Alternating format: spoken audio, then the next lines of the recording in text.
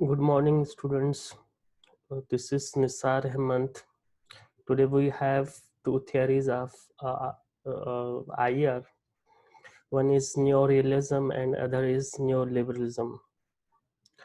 So first we have the introduction of neorealism. तो हम पहले इन थियरीज न्यू रियलिज्म और न्यू लिबरलिज्म की जो है वो इंट्रोडक्शन और उनके जो है वो अजम्पशंस करेंगे। उसके बाद जो डिबेट है new realism versus new liberalism वो हम करेंगे। तो फर्स्ट पहले देखें कि ये थियरीज हैं क्या। तो पहली थियरी हमारे पास है न्यू रियलिज्म, जिसको स्ट्रक्चरलिज्म कहा जाता है। Neorealism is one of the most influential contemporary approaches to the international relations. Main proponent of this theory is Kenneth Ward. तो ये न्यू रियलिज्म जो है वो 80s के बाद जो है it is extension of classical realism. तो ये अभी भी जो है वो इंटरनेशनल सिस्टम में जो है वो एग्जिस्ट करती है। और इसके जो मेन प्रोपोनेंट हैं या पाइनियर है वो केनेथ वॉर्ड्स हैं। Neorealism emerged from North American discipline of E.H. Carr, Hans Morgentha और Reinhold Niebuhr। तो ये तीन स्कॉलर्स हैं क्लासिकल रियलिज्म के, जिन्होंने जो है वो बाद में ये जो है न्यू रियलिस्ट जो हैं उन्होंने यहाँ से जो है वो एक्सट्रैक्ट की थी इनकी बेसिक जो आइडियाज थे रियलिज्म के। तो वो बाद में जो है उन्होंने कुछ जो है वो मॉडिफाई करके न्यू रियलिज्म थियरी का जो है वो सेटअप किया। तो new realism is divided into offensive and defensive new realism. ये जिस तरह रियलिज्म ऑफेंसिव और डिफेंसिव टाइप्स थे, इसी तरह जो है न्यू रियलिज्म के भी जो है वो ऑफेंसिव और डिफेंसिव टाइप्स हैं। तो ऑफेंसिव पहला है। तो ऑफेंसिव न्यूरियलिस्ट कहते हैं इन सिक्योरिटी, यहाँ पे मैंने रियलिस्ट लिखा है लेकिन ये न्यूरियलिस्ट है। Offensive neorealist in security studies emphasis on the importance of relative power not absolute power. तो ये जो डिबेट है एब्सोल्यूट पावर और रिलेटिव पावर की, तो ये ऑफेंसिव रियलिस्ट हैं वो रिलेटिव पावर पे बिलीव करते हैं। रिलेटिव पावर ये कि आपके अपोनेंट जितना भी पावर इंक्रीज करते हैं तो आप उनके कंपटीशन में आए और अपना जो है वो पावर इंक्रीज करें। तो वो जैसे अपोनेंट इंक्रीज करें तो आप उनको जो है गो हेड दें और अपना पावर इंक्रीज करें उनसे ज्यादा। दे argue that states should pursue security policies that weaken their potential enemies and increase their power relative to all others। तो ये वॉर्ड्स ने 1979 में कहा था, जो मैंने पहले भी डिफाइन किया एब्सोल्यूट रिलेटिव पावर के बारे में। तो ये डिफाइन कर रहा है इसको, ये तीन लाइनें सेम जो मैंने पहले बोली। Second is defensive neorealist. On the other hand, argues that the cost of war outweighs the benefits। तो ये कह रहे हैं कि जो डिफेंसिव न्यूरियलिस्ट हैं कि आप वॉर करने जाएंगे उसके लिए पैसा खर्च होगा, तो इसलिए जो जो बेनिफिट्स होंगे तो वो उल्टा नुकसान हो जाएगा आपका। But unlike new liberalist they do not see institutions as the most effective ways to prevent all wars. तो लेकिन ये जो न्यू लिबरल हैं इंस्टीट्यूशंस की बात करते हैं कि जो है वो इंस्टीट्यूशन पे जो है सारे वॉर्स का खात्मा हो सकता है, तो ये उसके अगेंस्ट है। लेकिन ये वॉर के भी अगेंस्ट है कि वॉर जो है आप लिमिटेड कर सकते हैं, आप कन्वेंशनल कर सकते हैं, आप प्रीएम्प्टिव मेजर्स ले सकते हैं, लेकिन वॉर की तरफ जाना जैसे ऑफेंसिव रियलिस्ट बिलीव करते हैं, तो ये डिफेंसिव कहते हैं कि आप देखें, बातें करें, डिप्लोमेसी को टाइम दें, और वॉर में ज़्यादा खर्चा है तो इस रियासतों को नुकसान हो सकता है। They also believe that wars are unavoidable in some instances. तो ये भी बिलीव करते हैं कि वॉर जो है कभी कभी अनअवॉइडेबल हो जाती हैं। Neorealists think that states are still principal actors in international relations as much as realists in the olden ages did. But globalization changes the sum of areas of state authority and control, although politics is still international। तो न्यो realist believe करते हैं कि आज भी जो है international relations में और इंटरनेशनल सिस्टम में जो मेन एक्टर्स हैं, जो मेन प्लेयर्स हैं, वो स्टेट्स हैं, जैसा कि वो क्लासिकल रियलिस्ट सोचते हैं। लेकिन ये ग्लोबलाइजेशन का ज़माना है, 21st सेंचुरी का ज़माना है। यहाँ पे कुछ new areas, new technologies, new challenges जो है वो आ गई हैं, तो वो स्टेट्स को उस हिसाब से भी देखना होता है। लेकिन इनके लिए जो पॉलिटिक्स है आज भी जो है वो इंटरनेशनल पॉलिटिक्स है। हाँ, यहाँ पे मजीद जो है हम डिफाइन करेंगे न्यूरियलिज्म को। Neorealism is a theory that attempt to explain international relations in scientific terms by making reference to the unequal capabilities of states and anarchical nature of international system। तो न्यूरियलिस्ट एक ऐसी थियरी है जो extension है classical realism की, लेकिन ये जो है इंटरनेशनल रिलेशंस को साइंटिफिक बेसिस पे जो है वो देखते हैं, और ये कहते हैं कि इस इंटरनेशनल सिस्टम में जो कैपेबिलिटीज हैं रियासतों की वो अनइक्वल है। जहाँ पे मोस्ट पावरफुल स्टेट्स हैं तो वहाँ पे मीडियोकर स्टेट्स हैं, तो वहीं पे जो है बिल्कुल जो है वो वीकर स्टेट्स हैं। और ये इंटरनेशनल सिस्टम जो है वो एनार्किकल सिस्टम है, जैसे क्लासिकल रियलिस्ट बिलीव करते हैं। Number two, it focuses on the great powers whose relations determine the most important outcome of international politics। तो ये फोकस करते हैं ग्रेट पावर्स पे, क्योंकि जो ग्रेट पावर्स हैं वो फिक्स डॉक्ट्रिन बिलीव करते हैं, वो पावर पे बिलीव करते हैं। तो ये कहते हैं कि जितने भी इंटरनेशनल पॉलिटिक्स में आउटकम्स हैं, जो फवायद हैं, वो जो पावरफुल्स हैं, पावरफुल रियासतें हैं, वो लेके जाती हैं सारा कुछ इंटरनेशनल पॉलिटिक्स में। Third is neorealism can also be seen as a theory of scientific nature in IR that expects state to behave in a certain predictable ways। तो जैसे हम ऊपर पढ़ के आए कि ये जो है वो साइंटिफिक टर्म्स पे जो है वो बिलीव करती है इंटरनेशनल रिलेशंस को। तो ये कहते हैं कि आज हम जो है वो रहते हैं ग्लोबलाइज्ड वर्ल्ड में, टेक्नोलॉजी है, तो वहाँ पे रियासतों को थोड़ा जो है वो जदीद तरीके से जो है वो जो है बिहेव करना पड़ेगा इंटरनेशनल सिस्टम में। अच्छा, की अजम्पशंस हैं न्यूरियलिस्ट के। States are the only actors in international system, हम पढ़ चुके हैं ये। They argue that states exist and operate in system of international anarchy, ये भी हम पढ़ चुके। They assume that structure of system is a major determinant of actor behaviour. ये चीज़ बड़ी इम्पोर्टेंट है कि जो जो स्टेट का बिहेवियर होता है वो कौन डिटरमाइन करता है। तो ये बिलीव करते हैं कि जैसा स्टेट को आप स्ट्रक्चर देंगे वैसे ही रियासतें बिहेव करेंगी इंटरनेशनल सिस्टम में। कैसे कि सपोज करें जब मल्टीपोलर वर्ल्ड था तो रियासतों का बिहेवियर वैसा था, स्ट्रक्चर जैसा था इंटरनेशनल सिस्टम में। फिर बाइपोलर आया 1945 के बाद 1991 तक। तो ये बिलीव करते हैं कि जो बैलेंस ऑफ पावर था बाइपोलर सिस्टम में वो मेजर डिटर्मिनेंट्स हैं एक्टर्स के बिहेवियर का। और आज यूनिपोलर वर्ल्ड है तो स्टेट का बिहेवियर जो है वो यूनिपोलर वर्ल्ड की तरह होंगे।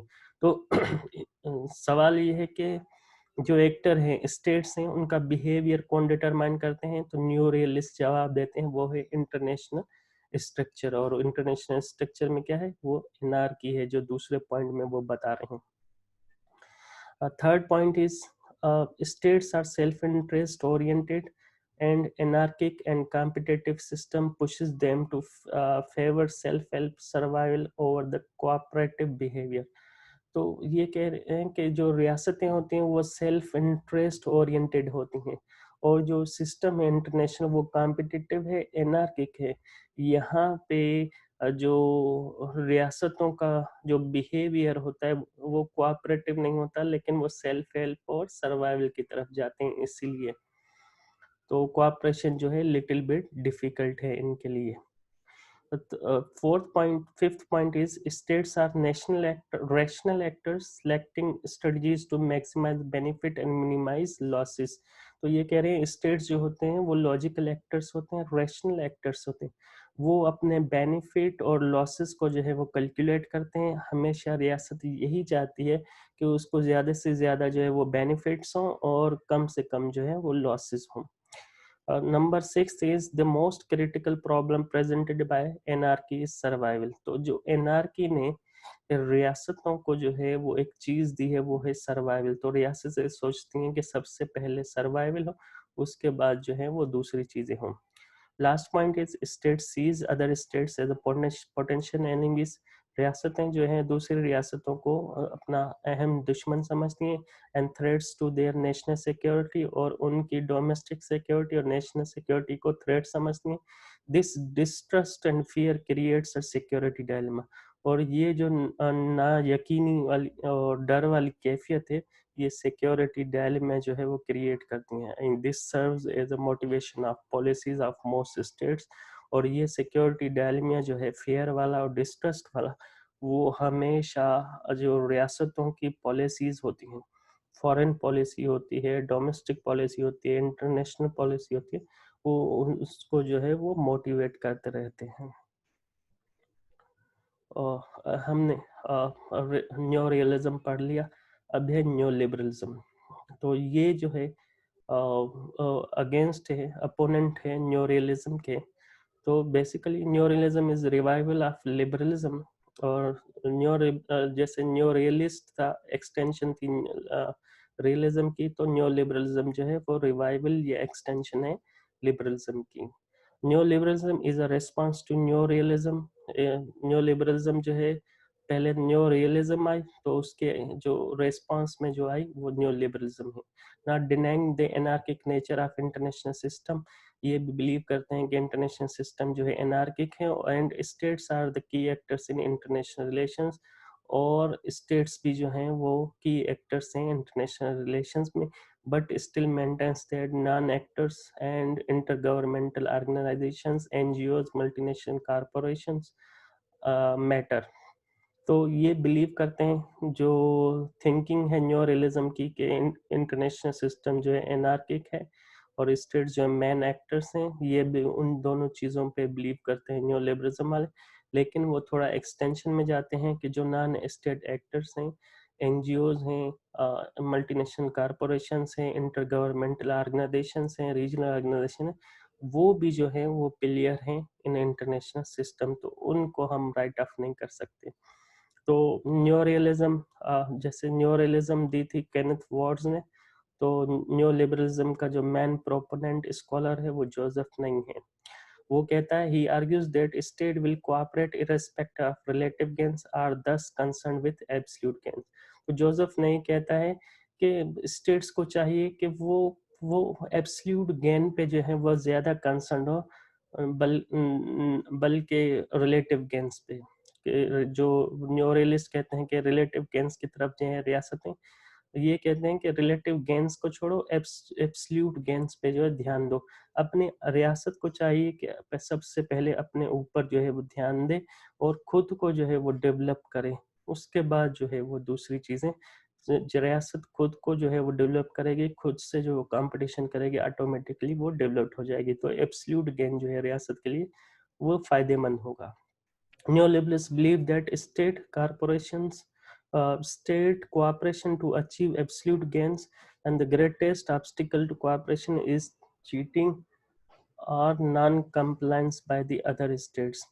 तो न्यू लिबरल्स बिलीव करते हैं कि जो स्टेट्स का कोऑपरेशन है वो अचीव हो सकता है, लेकिन उसका जो मेन ऑब्स्टिकल्स हैं वो चीटिंग और नॉन कंप्लायंस के। रियासतों जो इंटरनेशनल सिस्टम में प्रोमिस करके कोऑपरेशन के वो एक दूसरे से चीट करती हैं, और वो जो नॉन कंप्लायंस वाला सिस्टम है या जो वो प्रोमिस जो हैं वो फुलफिल नहीं करते।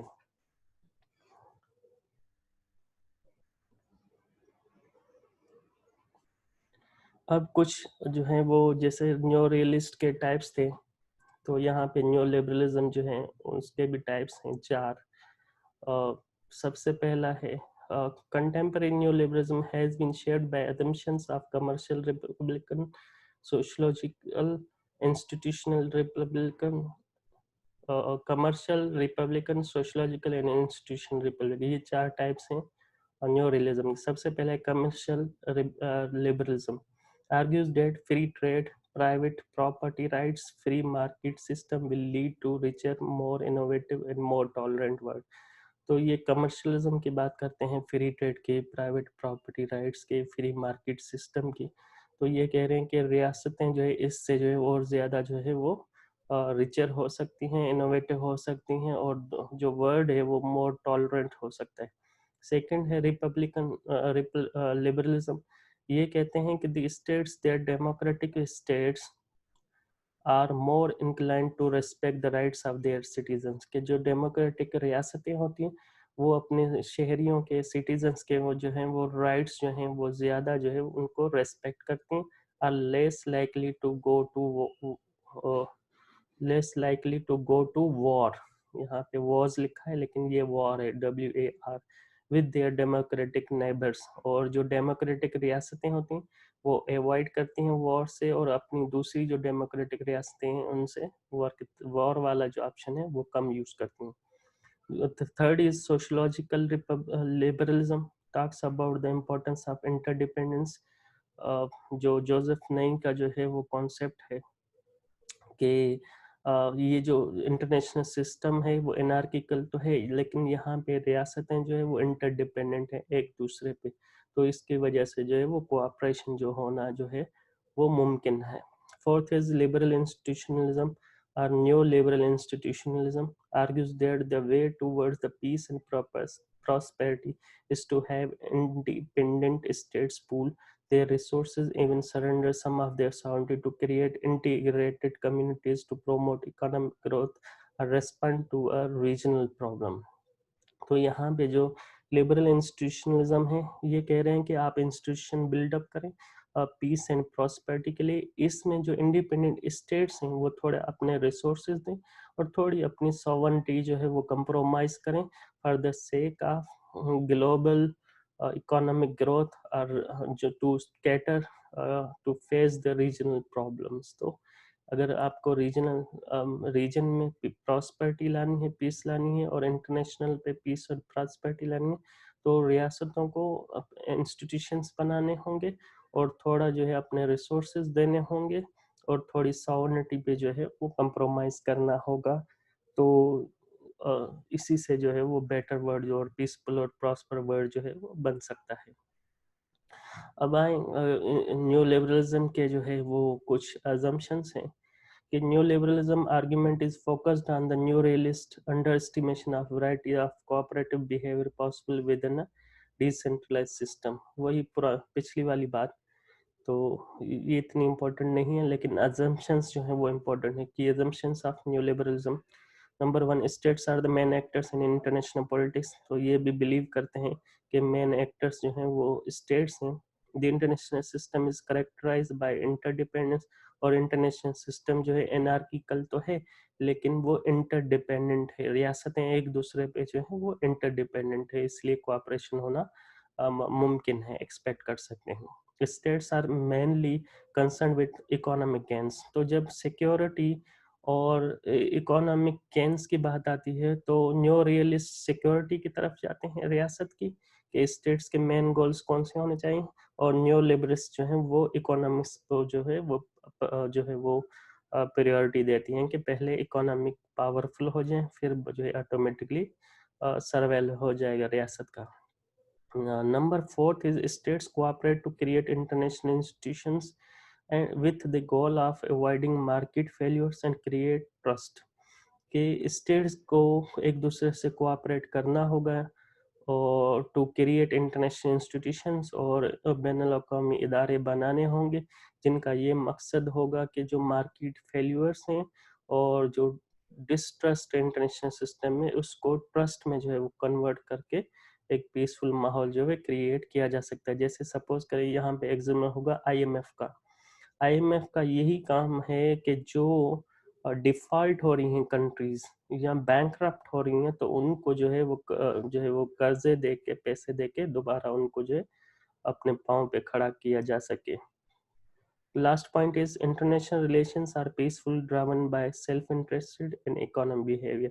और जो इंटरनेशनल रिलेशंस हैं वो जो है वो अमन के साथ ड्राइव हो सकते हैं सेल्फ इंटरेस्ट और इकोनॉमिक बिहेवियर के हिसाब से। और तो जैसे एक तो सेल्फ इंटरेस्ट है इंटरनेशनल रिलेशंस में, और दूसरा इकोनॉमिक बिहेवियर है in the eyes of new liberalism. तो अब आ जाए जो मेन चीज़ है, न्यू न्यू डिबेट, मतलब new realism versus new liberalism. तो पहला जो फीचर है, पहली जो बात है, क्वेश्चन है इनके सामने, वो है nature and consequences of anarchy. तो न्यू रियलिज्म के लिए anarchy argues that anarchy put more constraint on foreign policy. They also argue that new liberalist undermine the importance of survival as the goal of each state. तो जो new realist हैं ये कह रहे हैं कि एनआरकी जो है वो फॉरेन पॉलिसी बनाने के लिए बड़ा प्रॉब्लम है, कंस्टेंट है। और ये भी ये कहते हैं कि न्यू लिबरल जो हैं वो एनआरकी को जो है वो लाइटली ले रहे हैं, उसकी इम्पोर्टेंस को जो है एज अ स्टेट सर्वाइवल में जो है वो अंडरमाइन कर रहे हैं। The neoliberalists कह रहे हैं on the other hand claim that neorealist undermines the importance of interdependence, globalization and regimes created to manage these interactions। तो ये उल्टा जवाब दे रहे हैं न्यू रियलिस्ट को कि न्यू रियलिस्ट जो हैं वो इंटरडिपेंडेंस, ग्लोबलाइजेशन और इंटरनेशनल इंस्टीट्यूशन की जो है वो इम्पोर्टेंस को जो है वो अंडरमाइन कर रहे हैं। अगर इन पे बिलीव करें तो जो है एनआरकी जो है वो कंट्रोल हो सकती है। Second is international cooperation. Second point is international cooperation. So Neo Realist argues that international cooperation will not happen unless states make it happen. तो न्यू रियलिस्ट कहते हैं कि इंटरनेशनल कोऑपरेशन तब तक मुमकिन नहीं है जब तक स्टेट्स ना चाहें। They feel that international cooperation is hard to achieve and difficult to maintain and depend on state power. तो ये बिलीव करते हैं कि जो इंटरनेशनल कोऑपरेशन है वो मुश्किल है उसको अचीव करना, अगर अचीव भी कर लें तो डिफिकल्ट है मेंटेन करना। क्यों? Depend on the state power, और ये डिपेंड करती है स्टेट पावर। अगर पावरफुल दो रियासतें हैं, दो ग्रुप पावरफुल है, तो यह यहाँ पे कोऑपरेशन हो सकती है। लेकिन जब अनइक्वल रियासतों का आपस में कोऑपरेशन होना जो है वो नामुमकिन है। और whereas neoliberalist feels that cooperation is easy to achieve in areas where state have mutual interest। और न्यू लिबरलिस्ट जो है वो कहते हैं कि कोऑपरेशन जो है वो अचीव हो सकती है, लेकिन वहाँ पे हो सकती है जहाँ पे रियासतों के जो है वो म्यूचुअल इंटरेस्ट हों, तो वहाँ पे कोऑपरेशन जो है वो इजीली टू अचीव है। Third feature is intentions versus capabilities. So new realist puts emphasis on capabilities, means power of state over the intentions and its interest of state। तो new realist believe करते हैं state का power बढ़ाओ, military power बढ़ाओ और capability बढ़ाओ। For new realist capabilities are essential for security and independence. और new realist के लिए कैपेबिलिटी का मतलब ये है, इम्पोर्टेंस ये है सिक्योरिटी और independence. They claim that uncertainty about the intention of other states forces state to focus on their capabilities.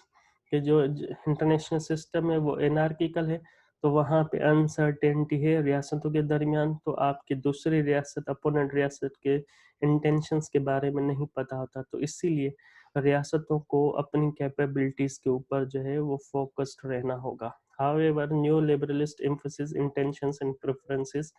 तो न्यू लिबरल जो है वो बिलीव करते हैं इंटेंशंस पे, डिस्कवरीज पे, इंफॉर्मेशन पे, और दूसरी प्रेफरेंस पे। मतलब न्यू रियलिस्ट हार्ड पावर पे बिलीव करते हैं, कैपेबिलिटी पे बिलीव करते हैं, और न्यू लिबरल जो हैं वो सॉफ्ट पावर्स पे जो है वो बिलीव करते हैं, इंटेंशंस पे। अच्छा, जब एब्सोल्यूट गेन्स और रिलेटिव गेन्स का जो क्वेश्चन उठे, तो हम पहले भी पढ़ चुके हैं कि न्यू लिबरल जो हैं वो रिलेटिव गेन्स पे बिलीव करते हैं, और जो न्यू रियलिस्ट है, न्यू लिबरल्स हैं वो एब्सोल्यूट गेन्स पे बिलीव करते हैं, और न्यू रियलिस्ट जो हैं वो रिलेटिव गेन्स पे बिलीव करते हैं। तो आए पहले न्यू लिबरल्स देख लेते हैं। Think that actor with common interest try to maximize absolute powers. न्यो liberal जो हैं वो बिलीव करते हैं कि जो एक्टर्स हैं, रियासतें हैं जिनके कॉमन और म्यूचुअल इंटरेस्ट हैं, वो अपने एब्सोल्यूट गेन्स जो है वो मैक्सिमाइज कर सकती हैं। On the other hand न्यो realist claim that न्यो liberal overlook the importance of relative gain. और दूसरी तरफ न्यो रियलिस्ट कहते हैं कि जो न्यो लिबरल हैं वो रिलेटिव गेन्स की इम्पोर्टेंस को जो है वो ओवरलुक कर रहे हैं। Neoliberals want to maximize the total amount of gains for all parties involved, whereas neorealists believe that the fundamental goal of states in cooperative relation is to prevent from gaining more. तो न्यो liberals जो हैं वो believe करते हैं कि भाई जितने gains benefits आए वो बढ़ें, लेकिन वो शेयर हों सारी पार्टीज में जो भी इन्वॉल्व हों। लेकिन न्यो रियलिस्ट बिलीव करते हैं कि ये जो कोऑपरेटिव रिलेशन होता है स्टेट्स का, उसका फंडामेंटल गोल ये होता है कि रियासतों को जो ज़्यादा gain gain more gaining more वाला कॉन्सेप्ट जो है उससे ये प्रिवेंट करता है। तो ये उस पर बिलीव नहीं करते हैं। तो न्यो लिबरल बिलीव करते हैं एब्सोल्यूट गेन्स पे, और न्यो रियलिस्ट बिलीव करते हैं रिलेटिव गेन्स पे। Neo realist believe that anarchy requires states to be preoccupied with relative power, security, survival in competitive international system. न्यो realist believe करते हैं कि एनार्की के माहौल में रियासतों को प्री डिटरमाइंड प्री ऑक्यूपाइड होना चाहिए अपना रिलेटिव पावर पे, सिक्योरिटी पे और सर्वाइवल पे, क्योंकि इंटरनेशनल सिस्टम जो है वो कॉम्पिटिटिव है। Contrary to the neo-realist, neoliberals are more concerned with economic welfare or international political economic issues, other military issues, areas such as international environment concern. तो इसके मुखालिफ जो न्यो लिबरल्स हैं वो बिलीव करते हैं कि भाई इकोनॉमिक वेलफेयर हो, इंटरनेशनल पॉलिटिकल इकोनॉमिक इश्यूज जो हैं उनको डिस्कस किया जाए, उनको हल किया जाए, और जो नॉन मिलिट्री इश्यूज हैं उस पे जो है वो ज़्यादा फोकस्ड हों। दुनिया के जो मेन एक्टर्स जैसे इंटरनेशनल एनवायरमेंटल इश्यूज हैं या दूसरे इश्यूज हैं या पेंडेमिक इश्यूज हैं, तो उसमें जो है वो कोऑपरेटिव बिहेवियर हो सकता है। तो इसीलिए आप जो है वो रिलेटिव गेन्स पे जो है वो आप ना फोकस्ड रहें, बल्कि एब्सोल्यूट गेन्स पे रहें। लेकिन न्यो रियलिस्ट कहते हैं कि आप रिलेटिव गेन्स पे जो है वो फोकस रहें, कि आपके दुश्मन अपने दुश्मन रियासत पे जो है वो नज़र रखें, क्योंकि कंपटीशन है पावर, सिक्योरिटी और सर्वाइवल में इंटरनेशनल सिस्टम में। Fifth is institution and regimes. तो के इंटरनेशनल जो ऑर्गेनाइजेशंस हैं उनके बारे में इन दोनों का क्या मौक़िफ़ है। New liberals see international institution and regimes as important forces in international relation. New liberal जो है वो इंटरनेशनल इंस्टीट्यूशन को जो है इम्पोर्टेंट फोर्स और फैक्टर जो है मानते हैं आईआर में, इंटरनेशनल रिलेशंस में। और new realist state that new liberals exaggerate the impact of regimes and institution state behavior. तो न्यू रियलिस्ट कहते हैं तो वो बिलीव करते हैं इंटरनेशनल स्ट्रक्चर पे, तो ये बिलीव करते हैं कि जो न्यू लिबरल हैं वो खाम खा का जो है वो एग्जाजरेट करते हैं इंटरनेशनल इंस्टीट्यूशन की इम्पैक्ट और इम्पोर्टेंस को। New liberals however claim that they facilitate cooperation, and neo realists says that they do not mitigate the constraining effects of anarchy and cooperation. तो न्यो लिबरल कहते हैं कि जो ये इंटरनेशनल ऑर्गेनाइजेशन है वो रिवर्ट्स और कोऑपरेशन जो है वो फैसिलिटेट करते हैं, और न्यो रियलिस्ट बिलीव करते हैं कि ऐसा कुछ भी नहीं है। इस एनार्की के माहौल में सिर्फ जो है ये कंस्ट्रेंट जो है वो डालते हैं रियासतों के दरमियान। लास्ट वाले 2 पॉइंट अहम हैं। Neo realist believe that organizations like UNO are arenas where states carry out their traditional competition and political rivalry for influence. तो न्यू रियलिस्ट बिलीव करते हैं कि जो इंटरनेशनल ऑर्गेनाइजेशन है जैसे यूएनओ है, वहाँ वो एक ऐसा फोरम है जहाँ पे स्टेट जो है सिर्फ अपनी राइवलरी, अपनी दुश्मनी, अब इंटरनेशनल पॉलिटिक्स कंपटीशन जो है वो जाके डिस्कस करते हैं, उसका कोई आउटकम नहीं होता। Neoliberals, on the other hand, believe that international institutions like WTO, World Trade Organization, creates norms that are binding on their members and that change the pattern of international politics. तो new liberal believe करते हैं कि institutions like WTO वो कुछ rules and regulation, कुछ नाम्स जो हैं वो बनाते हैं, जिसमें जो मेंबर स्टेट्स होती हैं वो नाम्स, रूल्स एंड रेगुलेशन को जो है वो फॉलो करते हैं और उस हिसाब से जो इंटरनेशनल पॉलिटिक्स में वो बिहेव करती हैं, तो वो बाइंडिंग हो जाती हैं रूल्स एंड रेगुलेशन के हिसाब से। अब कंक्लूजन है न्यू लिबरलिज्म और न्यू रियलिज्म का। Conclusion: in a nutshell, let me take you back to the key points discussed in this presentation today. Both neorealism and neoliberalism are the theories that are believed to be shaping the current international system. कि आज जिस globalised दुनिया में हम रहते हैं इसमें new realism और न्यू लिबरलिज्म जो है वो डोमिनेंट theories हैं इंटरनेशनल पॉलिटिक्स में। They both agree on that the word is anarchic, दोनों बिलीव करते हैं कि जो इंटरनेशनल सिस्टम है वो एनार्किक है, but they differ on how states और actors should respond to this nature, और वो जो रेस्पॉन्स है रियासतों का उसमें जो है वो डिफर करते हैं। Third fourth point is new liberalism promotes democracy, free trade, private property rights, free market system, international institution, interdependence, just to name but a few. On the other hand, neo-realists promote both absolute and relative gains selfishly. They argue that cooperation is difficult to achieve, expensive to maintain, and it requires state power and resources. तो ये हमने conclusion complete कर लिया। यहाँ पे ये lecture जो है ख़त्म होता है न्यू रियलिज्म और न्यू लिबरलिज्म का।